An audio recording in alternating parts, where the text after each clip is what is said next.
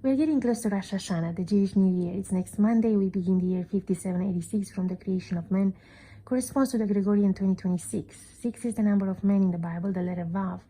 Now 2025 or 5785 was easy to interpret. 5 is the letter Hey, speaks of God's grace, his breath of life. 2025 was the year to be alive, as Prophet Bullock says, the year of our rebirth as a nation.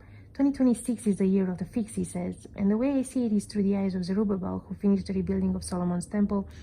God said, I will give him the plumb line and he will put the capstone first and then start building, like President Trump, who will straighten things up, make sure right is right and wrong is wrong, and place Jesus as the foundation of everything we do.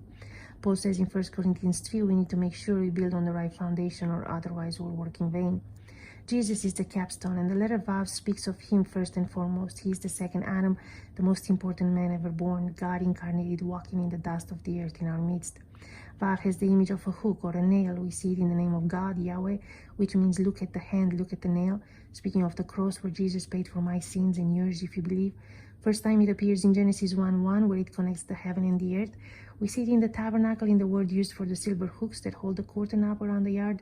Silver represents salvation in the Bible. The curtains were made of white linen, symbolizing God's righteousness.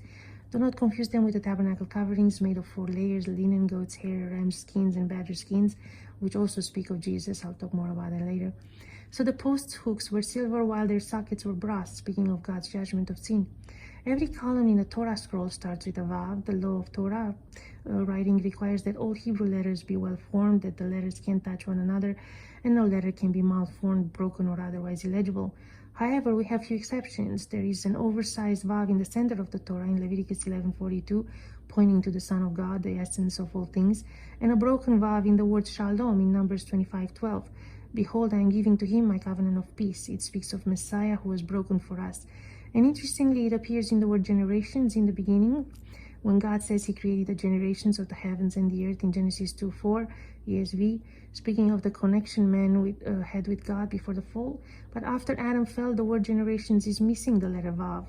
So whenever we read these are the generations of so-and-so, the word is missing a Vav, all the way to Ruth 4:18, where it says these are the generations of Perez, where the Vav is restored.